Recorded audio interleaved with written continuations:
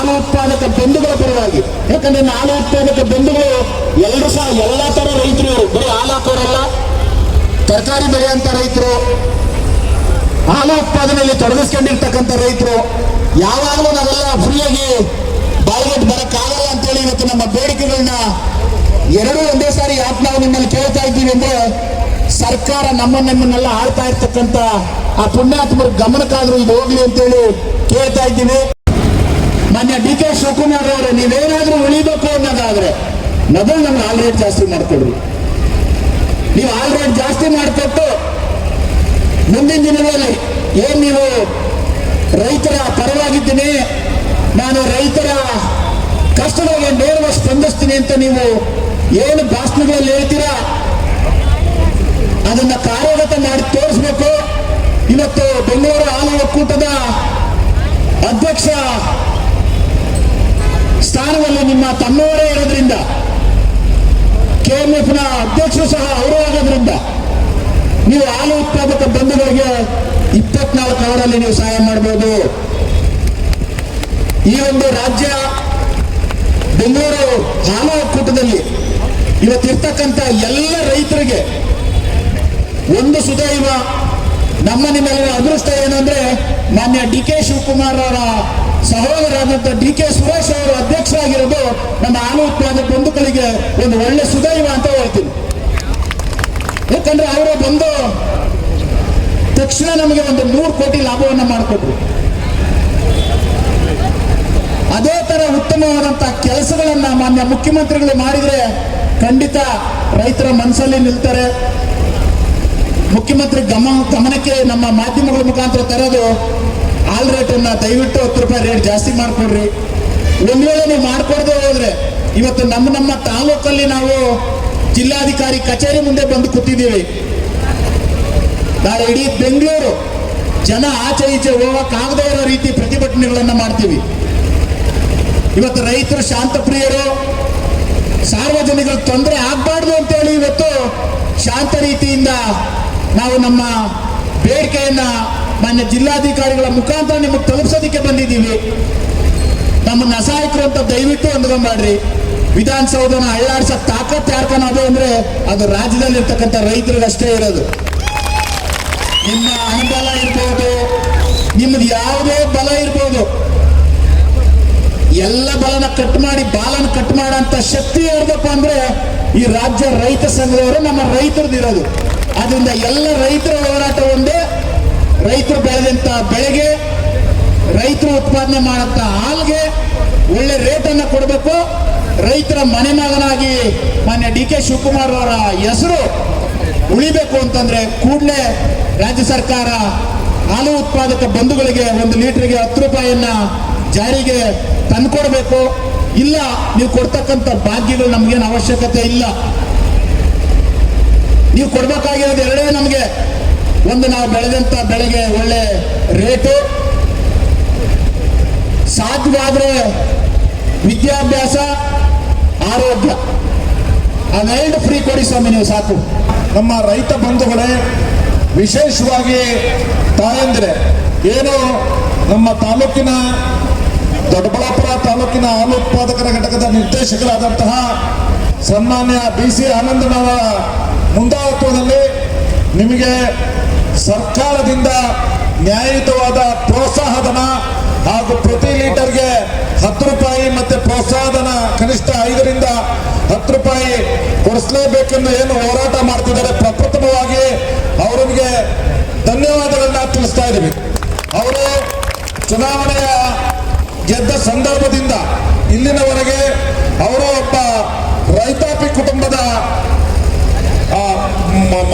ಮನೆಯಲ್ಲಿ ಜನಿಸಿ ಏನು ಹಾಲು ಉತ್ಪಾದನೆ, ನಿಮ್ಮಂತೆ ಸಹ ಅವರು ಒಬ್ಬರು ಹಾಲು ಉತ್ಪಾದನೆ ಮಾಡುವ ಒಬ್ಬ ಬಡ ರೈತರ ಮಗನಾಗಿ ಇವತ್ತು ನಿಮ್ಮ ಮುಂದೆ ಬೆಳಗ್ಗೆದ್ದು ಜನಸೇವೆಗಳನ್ನ ಮಾಡ್ತಾರೆ. ಮುಂದಿನ ದಿನಗಳಲ್ಲಿ ಅವ್ರಿಗೂ ಸಹ ಹೆಚ್ಚಿನ ಶಕ್ತಿಯನ್ನ ಕೊಡ್ಲಿ, ನಿಮ್ಮ ಹೋರಾಟಕ್ಕೆ ಎಲ್ಲ ರೀತಿಯ ಸಹಕಾರವನ್ನ ಕೊಡುವ ಶಕ್ತಿಯನ್ನ ಕೊಡ್ಲಿ ಅಂತ ಹೇಳ್ತಾ, ಈ ಹೋರಾಟದ ಸಂದರ್ಭದಲ್ಲಿ ನಮ್ಮ ರಂಗರಾಜಣ್ಣವ್ರು ಬಂದಿದ್ದಾರೆ, ನಮ್ಮ ಎಲ್ಲ ಪಕ್ಷದ ಮುಖಂಡರು ಬಂದಿದ್ದಾರೆ. ವಿಶೇಷವಾಗಿ ಏನು ಈ ಪ್ರತಿಯೊಂದು ಹನಿಯ ಹಾಲಿನ ಹಿಂದೆ ನಾವೇನ್ ಅನ್ಕೊಳ್ತೀವಿ, 1 ಲೀಟರ್ ಹಾಲು ಹಾಕ್ ಬಂದೆ ಅಂತ ಡೈರಿಗೆ ಅನ್ಕೊಳ್ತೀವಿ. ಮನೆಯಲ್ಲಿ ನಮ್ಮ ತಾಯಂದಿರು ವಿಶೇಷ ಕನಿಷ್ಠ ಇತ್ತೀಚಿನ ದಿನಗಳಲ್ಲಿ ಒಂದು 70% ಜನ ಹೆಣ್ಮಕ್ಳುಗಳು ಹಾಲು ಉತ್ಪಾದನೆ ತೊಡ್ಕೊಂಡಿದ್ದಾರೆ. ಇನ್ನು 30% ಜನ ನಮ್ಮ ಗಂಡ್ಮಕ್ಳುಗಳೆಲ್ಲ 9 ಗಂಟೆ 10 ಗಂಟೆ ಆಗ್ತಿದ್ದಂಗೆ ಎಲ್ಲ ರಿಯಲ್ ಎಸ್ಟೇಟಿಗೆ ಬಂದ್ಬಿಡ್ತೀವಿ. ಆ ಥರ ಪರಿಸ್ಥಿತಿ ಇದೆ ವಾತಾವರಣ. ಹಾಗಾಗಿ ಸಂಪೂರ್ಣ ಏನಾದರೂ ಈ ಹೋರಾಟಕ್ಕೆ ಶಕ್ತಿ ತುಂಬಬೇಕು ಅಂದ್ರೆ ನಮ್ಮ ತಾಯಂದಿರ ಶ್ರಮ ಬಹಳ ಅತ್ಯಮೂಲ್ಯ. ಏನಿವತ್ತು ನಾವು ಹಾಲು ಉತ್ಪಾದನೆ ಮಾಡೋದ್ರಿಂದ ಎಷ್ಟು ನಾವು ಸಮಾಜದಲ್ಲಿ ಉದ್ಯೋಗಗಳನ್ನ ಕಲ್ಪಿಸ್ತಾ ಇದ್ದೀವಿ. ನಾವು 1 ದಿವಸ 2 ದಿವಸ ಹಾಲು ಉತ್ಪಾದನೆಯನ್ನು ನಮ್ಮ ರಾಜ್ಯದಲ್ಲಿ ನಿಲ್ಲಿಸಿದೆ, ಅಲ್ಲಿ 1000 ಜನ ಕೆಲಸ ಮಾಡ್ತಾರೆ ಸುಮಾರು ಡೈರಿಗಳಲ್ಲಿ.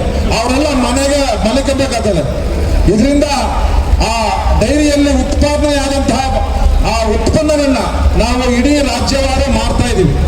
ಇಂಡೈರೆಕ್ಟ್ ಆಗಿ ಎಷ್ಟು ಜನಕ್ಕೆ ರೈತರು, ಒಬ್ಬ ಸಾಮಾನ್ಯ ರೈತ ಎಷ್ಟು ಜನಕ್ಕೆ ಉದ್ಯೋಗಾವಕಾಶಗಳನ್ನ ಒದಗಿಸ್ಕೊಡ್ತಿದ್ದಾರೆ, ನೀವೊಂದು ಕ್ಷಣ ಯೋಚನೆ ಮಾಡಿ. ಎಷ್ಟು ಸೇವೆ ಇದೆ. ಆನಂದಣ್ಣವರು ಈ ವಿಚಾರವಾಗಿ ಸವಿಸ್ತಾರವಾಗಿ ಹೇಳಿದ್ದಾರೆ. ಏನು ಇವತ್ತೇನಾದ್ರೂ ಜಾಗತಿಕ ವಲಯದಲ್ಲಿ ಪೆಟ್ರೋಲ್ ಡೀಸೆಲ್ ಬೆಲೆ ಒಂಚೂರು ಹೆಚ್ಚು ಕಮ್ಮಿ ಆಯ್ತು ಅಂದ್ರೆ ಈ ನಮ್ಮ ಆಹಾರ ಉತ್ಪನ್ನಗಳು ಬಿಟ್ಟು ಇನ್ನೇ ಟು ಝೆಡ್ ಬಟ್ಟೆಯಿಂದ ನಾವು ಇದು ಮಾಡ್ತೀವಲ್ಲ, ಸಾಯಂಕಾಲದ ಹೊತ್ತು ಸಮಾಧಾನ ಮಾಡ್ಕೊಳ್ಳೋಕೆ ಎಲ್ಲವನ್ನಂತ ಕೂತ್ಕೊಂತೀವಲ್ಲ, ಅದರಿಂದ ಹಿಡಿದು ರೈತ ಉತ್ಪನ್ನಗಳು ಬಿಟ್ಟು ಎಲ್ಲಾ ಉತ್ಪನ್ನಗಳ ಮೇಲೆ ಏನು ಆನ್ಲೈನಲ್ಲಿ ಬರ್ತದೆ. ನೀವು ಪೆಟ್ರೋಲ್ ಡೀಸೆಲ್ ಪ್ರತಿ ದಿವಸ ಬರ್ತದೆ, ಅದೇ ರೀತಿ ಚಿನ್ನ ಬೆಳ್ಳಿಯೂ ಸಹ ಪ್ರತಿ ದಿವಸ ಬರ್ತದೆ. ಯಾಕೆ ನಮ್ಮ ರೈತರಿಂದ ಉತ್ಪಾದನೆ ಹಾಲು ಕನಿಷ್ಠ ಪಕ್ಷ 4 ರಿಂದ 5 ಗಂಟೆ ಅದ್ರ ಜೀವನ, ಅದರೊಳಗಡೆ ನಾವೇನಾದ್ರೂ ಪ್ರೊಸೆಸ್ ಮಾಡಿ ಒಂದು ಹಂತಕ್ಕೆ ತಲುಪಿಸಿದ್ರೆ ಅದು ಮುಂದಿನ ಎಲ್ಲ ಉತ್ಪನ್ನಗಳಿಗೆ ಸಹಕಾರ ಆಗ್ತದೆ. ಏನಾದರೂ 10 ನಿಮಿಷ ಅಥವಾ ಅರ್ಧ ಗಂಟೆ ಹೆಚ್ಚು ಕಮ್ಮಿ ಆದರೆ ಸಂಪೂರ್ಣ ಯಾವ ರೀತಿ ನಶಿಸಿ ಹೋಗ್ತದೆ. ಹಾಗಾಗಿ ನೀವು ಬಹಳ ಎಚ್ಚರಿಕೆಯಿಂದ ಇರಬೇಕು. ರೈತರು ಏನಾದರೂ ಉಳಿಬೇಕು ಅಂದ್ರೆ ವಿಶೇಷವಾಗಿ ನಮ್ಮ ತಾಲೂಕಿನಲ್ಲಿ ಮೊದಲು ಭೂಮಿಯನ್ನು ಉಳಿಸ್ಕೊಬೇಕು. ಆ ಭೂಮಿಯಲ್ಲಿ ವ್ಯವಸಾಯ ಮಾಡಲಿಕ್ಕೆ ನೀರಿನ ವ್ಯವಸ್ಥೆ ಕೊಡಬೇಕು. ಸರ್ಕಾರಗಳು ಕರೆಂಟ್ ದಿವಸಕ್ಕೆ 4 ಅವರ್ ಕೊಡ್ತಾ ಇಲ್ಲ, 1 ವಾರ 10 ದಿವಸದಿಂದ. ಮಳೆ ಅಲ್ಲಿ ಬರ್ತಾ ಇದೆ ಅಂತ ಹೇಳ್ತಾರೆ, 4 ಅವರ್ ಕರೆಂಟ್ ಕೊಡ್ತಾ ಇಲ್ಲ, ಮಳೆ ಬರ್ತಾ ಇಲ್ಲ. ಈ ಬಾರಿ ಭೀಕರ ಮಳೆಗಾಲ ಇದೆ. ಹಾಗಾಗಿ ನಿಮ್ಮೆಲ್ಲರ ಮುಖಾಂತರ ಏನು ಕೇಳ್ಕೊಳ್ಳೋದಂದ್ರೆ, ನೀವು ಯಾವುದೇ ಒಂದು ಪಕ್ಷದ ಪ್ರತಿನಿಧಿಗಳು ಸರ್ಕಾರವನ್ನು ನಡೆಸಲಿ, ಏನು ಪ್ರತಿನಿಧಿಗಳು ಆಯ್ಕೆ ಆಗಬೇಕಾದ್ರೆ ಪ್ರತಿಯೊಂದು ಚುನಾವಣೆಯಲ್ಲೂ ನಿಮ್ದು ಕಾಂಟ್ರಿಬ್ಯೂಷನ್ ಇರ್ತದೆ. ನೀವು ಯಾವ ರೀತಿ ಮಾಡ್ತಾರೋ ಆ ರೀತಿ ಸರ್ಕಾರಗಳು ಅಲ್ಲಿ ಬರ್ತವೆ. ಹಾಗಾಗಿ ನಿಮ್ಮ ಧ್ವನಿಯಾಗಿ ನಮ್ಮ ರಾಜ್ಯದ ಅವರು ಪ್ರತಿಜ್ಞಾ ನಿಧಿ ವಿಧಿಸಿದ ದಿವಸ, ಪ್ರಮಾಣ ವಚನ ವಿಧಿಸಿದ ದಿವಸ ಹೇಳಿದ್ದಾರೆ, ನಾನು ಯಾವುದೇ ಪಕ್ಷದ ಮುಖ್ಯಮಂತ್ರಿ ಅಲ್ಲ, JDS ಮತ್ತೆ BJP ಕಾರ್ಯಕರ್ತರು ನನ್ನ ಹತ್ರ ಬಂದು ಎಲ್ಲ ರೀತಿಯ ಸಹಕಾರಗಳನ್ನ ತಾಳ್ಬೋದು ಅಂತ ನಾವು ಅವರಿಗೆ ಅನಂತ ಧನ್ಯವಾದಗಳನ್ನ ಹೇಳ್ತೀವಿ. ನನ್ನ ಕಷ್ಟ ಅಂತೇಳಿ ಅವರು ತಿಳ್ಕೊಂಡಿದ್ದಂಥವ್ರು ಈ ರಾಜ್ಯದ ಬಡವರ ಬಂಧು ಆಗಿದ್ದಂಥ ಸಿದ್ದರಾಮಯ್ಯ ಸಾಹೇಬರು ಮುಖ್ಯಮಂತ್ರಿಗಳಾಗಿದ್ದಾಗ ನಾವೆಲ್ಲರೂ ರೈತರು ಹೋರಾಟ ಮಾಡಿದ್ವಿ. ಅವತ್ತು ಮಾನ್ಯ ಸಿದ್ದರಾಮಯ್ಯನವರು ಕರೆದೇಳರು, ನೀವು ನೇರ ರೈತರು ಕೊಡೋದಾದ್ರೆ ನಾನು 4 ರೂಪಾಯಿ ಇವತ್ತಿಂದಾನೇ ಮಾಡ್ತೀನಿ ಅಂತ ಹೇಳಿದ್ರು. ಅದು ಬಡವರ ಮೇಲೆ ಇರ್ತಕ್ಕಂಥ ನಿಜವಾದ ಕಾಳಜಿ, ಒಬ್ಬ ಮುಖ್ಯಮಂತ್ರಿಗೆ ಇರ್ತಕ್ಕಂಥ ತಾಕತ್ತು ಅದು. ಇವತ್ತು ಸಹ ನಾವು ಕೇಳ್ತಾ ಇರ್ತಕ್ಕಂಥದ್ದು, ಈ ರಾಜ್ಯದಲ್ಲಿ ಬಹಳಷ್ಟು ಹೋರಾಟ ಮಾಡಿ ಅನೇಕ ಏರಿಳಿತಗಳನ್ನ ಕಂಡು ಜೀವನದಲ್ಲಿ ಕಷ್ಟಪಟ್ಟು ಹೋರಾಟದಿಂದ ಮುಖ್ಯಮಂತ್ರಿ ಆಗಿರ್ತಕ್ಕಂಥ ಮಾನ್ಯ DK ಶಿವಕುಮಾರ್ ಅವರಲ್ಲಿ ನಮ್ದು ಮನವಿ ಏನಂದ್ರೆ, ನಿಮ್ಮ ಹೆಸರು ಸಹ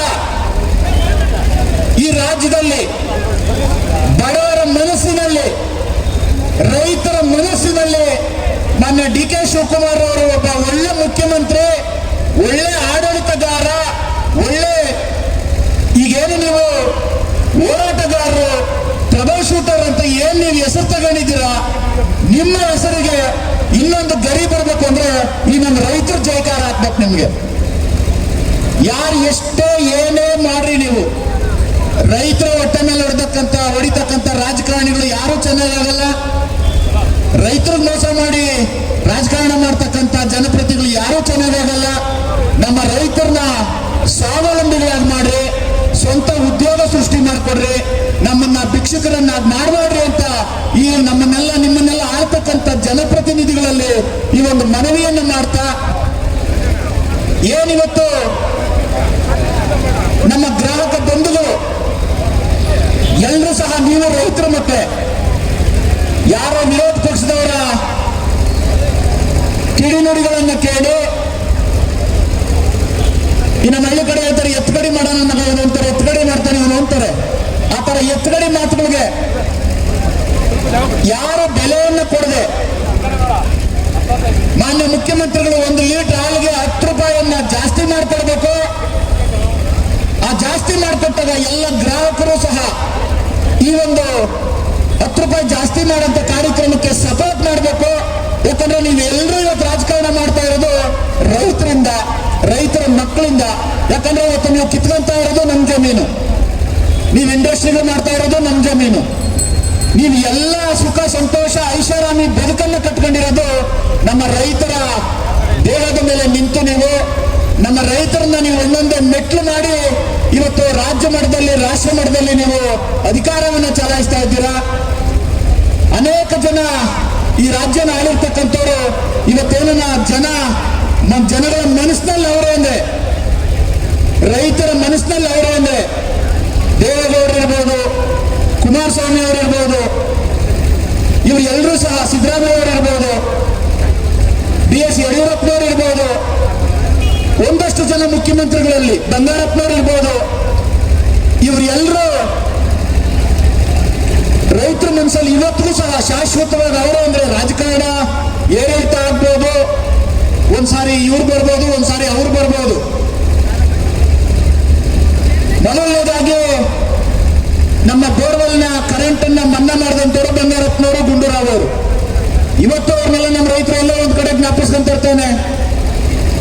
ತದನಂತರ ಸಾಲ ಮನ್ನಾ ಮಾಡಿದಂತವರು ಕುಮಾರಸ್ವಾಮಿ ಅವರು. ಇವತ್ತು ಎಲ್ಲ ಒಂದ್ ಕಡೆ ಕುಮಾರಸ್ವಾಮಿ ಅಂತಿದ್ದಂಗೆ 4 ಜನ ಜೈ ಅಂತ ಇರ್ತಾನೆ. ಸಿದ್ದರಾಮಯ್ಯನವರು ಸಹ ಹಾಲಿನ ರೇಟ್ ಜಾಸ್ತಿ ಮಾಡಿರು, ಅನೇಕ ರೈತರಿಗೆ ಅನೇಕ ಭಾಗ್ಯಗಳನ್ನು ಕೊಟ್ಟರು.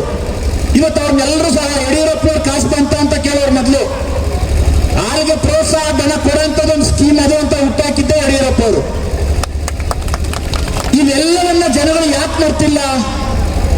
ನೀವು ITBTಗೆ ಲಕ್ಷಾಂತರ ಕೋಟಿ ಮನ್ನಾ ಮಾಡ್ತೀರಾ, ಸಾವಿರಾರು ಕೋಟಿ ಮನ್ನಾ ಮಾಡ್ತೀರಾ.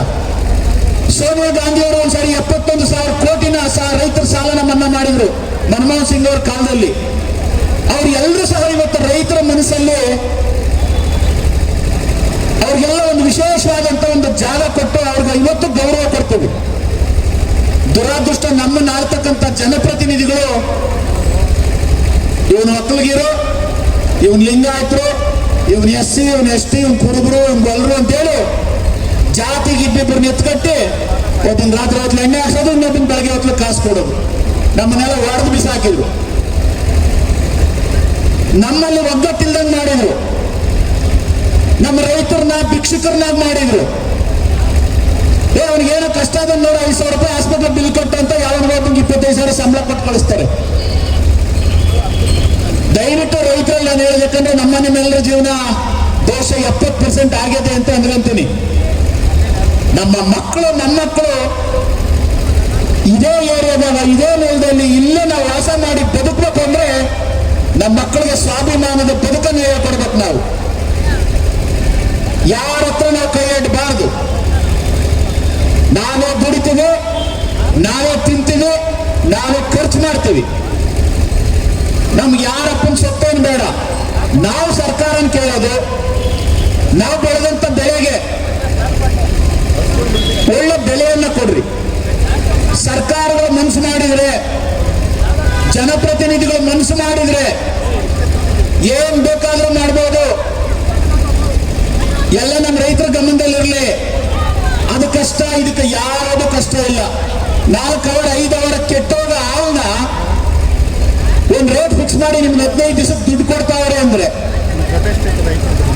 1 ವಾರ ಇರ್ತಕ್ಕಂಥ ತರಕಾರಿ ನಾವೇನ್ ಬೇಕಾದ್ರೂ ಮಾಡ್ಬೋದು ತಾನೆ. ವರ್ಷಗಳಿರ್ತಕ್ಕಂಥ ಬೇಳೆಕಾಳುಗಳನ್ನ ಏನ್ ಬೇಕಾದ್ರೂ ಮಾಡ್ಬೋದು ತಾನೆ. ವರ್ಷಗಳಿರ್ತಕ್ಕಂಥ ಜೋಳನ ಏನ್ ಬೇಕಾದ್ರೂ ಮಾಡ್ಬೋದು ತಾನೆ. ಹಾಲು ಉತ್ಪಾದಕರಿಗೆ ಇವತ್ತೇನೋ ಒಂದು ಗೌರವ, ಒಂದು ಒಳ್ಳೆ ಸ್ಥಾನಮಾನ ಸಿಕ್ಕಿದೆ ಅಂದ್ರೆ ಅದು ಸರ್ಕಾರದ ರಾಜಕಾರಣಿಗಳಿಂದಲ್ಲ. ರಾಜಕಾರಣಿಗಳು ಕೊಡ್ತಾ ಇರ್ತಕ್ಕಂಥ ಭಿಕ್ಷೆ 5 ರೂಪಾಯಿ ನಮ್ಗೇನು ಅವಶ್ಯಕತೆ ಇಲ್ಲ.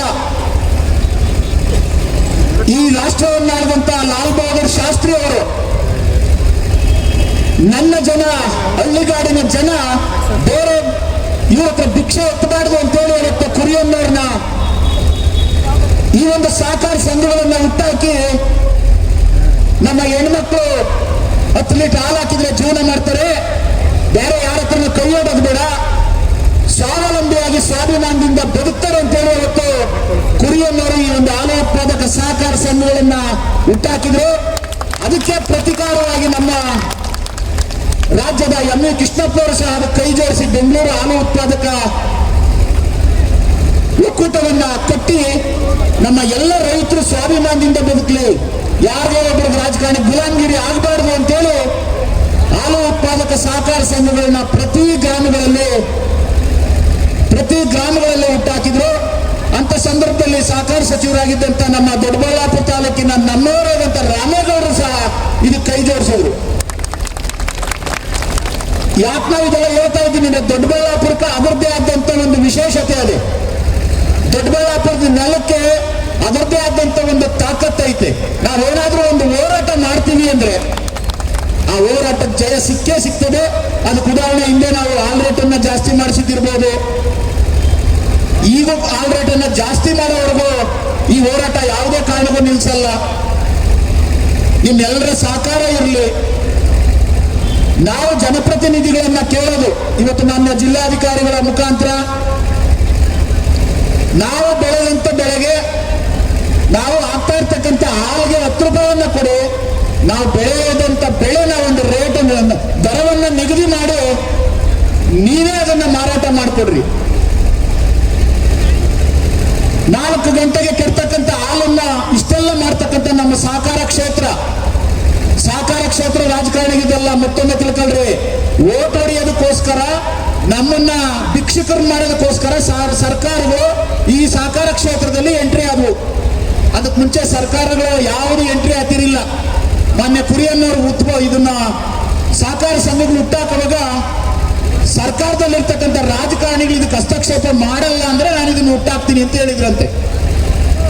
ಆ ಒಂದು ಷರತ್ತಿನ ಮೇಲೆ ಅವತ್ತು ಹಾಲು ಉತ್ಪಾದಕ ಸಹಕಾರ ಸಂಘ ಹುಟ್ಟಿದ್ದು.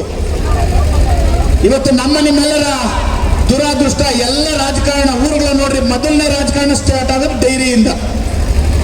ಈ ಸಾರಿ ಲಿಂಗಾಯತವನ್ನ ಅಧ್ಯಕ್ಷನಾಗ್ಯಾನೆ, ಅವ್ನು ಕೇಳಬೇಕು, ನೆಕ್ಸ್ಟ್ ಒಕ್ಕಲಿಗರನ್ನ ಆಗ್ಬೇಕು ಅಂತೀರಾ. ಈ ಸಾರಿ ಕುರುಬರಾಗ್ಯಾರಪ್ಪ, ಕಿತ್ ಬಿಸಾಕ್ ಲಿಂಗಾಯತರ ಮಾಡು ಅಂತೀರಾ. ದಯವಿಟ್ಟು ನಮ್ಮ ರೈತರಲ್ಲಿ ಇನ್ನು ಮುಂದೆ ಆದ್ರೂ ಜಾತಿ ಬಿಡ್ರಿ. ಎಲ್ಲ ಜಾತಿಯವರು ಒಂದೇ ರೈತ. ನಾನ್ ಬೆಳೆದ್ರು 1 ಎಕರೆಗೆ 250 ಮೂಟೆನೆ ಆಲೂಗಡ್ಡೆ, ಬೇರೆ ಜಾತಿಯವರು ಬೆಳೆದ್ರು 250-300 ಮೂಟೆನೆ ಆಲೂಗಡ್ಡೆ. ರೈತಂದ ಹೆಂಗೆ ಅಂದ್ರೆ ಅವನು ಎಷ್ಟು ಪ್ರಾಮಾಣಿಕ ಶ್ರಮ ಬೆಳಿತಾನೆ ಅಷ್ಟು ಉತ್ಪತ್ತಿ, ಅಷ್ಟು ಇಳುವರಿಯನ್ನ ಪಡಿತಕ್ಕಂಥ ಜಾತಿ ಏನಿದ್ರೆ ಅದು ನಮ್ಮ ರೈತರ ಜಾತಿ. ಆ ರೈತರ ಜಾತಿಗೆ ಜಯ ಸಿಕ್ಕಬೇಕು. ರೈತರ ಮಕ್ಕಳು ಸ್ವಾಭಿಮಾನಿಗಳಾಗಿ ಬದುಕಬೇಕು ಅಂದ್ರೆ ನಮ್ಗೆ ನಾವು ಬೆಳೆದಂತ ಬೆಳೆಗಳಿಗೆ ಒಳ್ಳೆ ರೇಟ್ ಅನ್ನ ಕೊಡ್ರಿ. ಒಂದೊಂದು ಜಿಲ್ಲಾ ಯಾರು ಒಂದೊಂದು ಬೆಳೆಗಳನ್ನ ಬೆಳೆಯೋದಿಕ್ಕೆ ಸರ್ಕಾರನೇ ಕಾನೂನನ್ನು ತಗೊಂಡ್ರಿ. ಒಂದು ಏರಿಯಾ ಆಲೂಗಡ್ಡೆ ಬೆಳೆದ್ರೆ ಇನ್ನೊಂದು ಏರಿಯಾ ಬೇಳೆಕಾಳು ಬೆಳೆಯಲಿ, ಇನ್ನೊಂದು ಏರಿಯಾ ರಾಗಿ ಬೆಳೆಯಲಿ, ಇನ್ನೊಂದು ಏರಿಯಾ ಆಯಾ ವಾತಾವರಣಕ್ಕೆ ಅಡ್ಜಸ್ಟ್ ಆಗ್ತಕ್ಕಂಥ ಬೆಳೆಗಳನ್ನು ಬೆಳೆಯೋದಿಕ್ಕೆ ಸರ್ಕಾರಗಳು ಆದೇಶ ಮಾಡಬೇಕು.